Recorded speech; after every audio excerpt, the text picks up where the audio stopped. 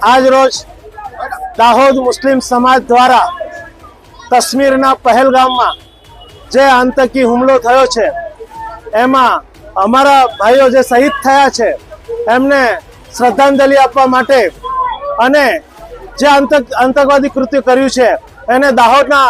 તમામ મુસ્લિમ સમાજના લોકો વખોડી કાઢે છે અને જે પણ આમાં સામેલ હોય એને સજા થવી જોઈએ અને અગર સરહદ પારમાં બી આમાં કોઈ સામેલ હોય તો એ દેશ પર ભારત દેશે હુમલો પણ કરી દેવો જોઈએ। આજ રોજ અમે દાહોદ શહેરના મુસ્લિમ સમાજના લોકોએ ભેગા થઈને પુતળાનું દહન કર્યું છે, આતંકવાદીઓના પુતળાનું દહન કર્યું છે અને અમે જે લોકો શહીદ થયા છે એમના માટે ન્યાયની ભારત સરકાર પાસે પણ માંગણી કરીએ છીએ।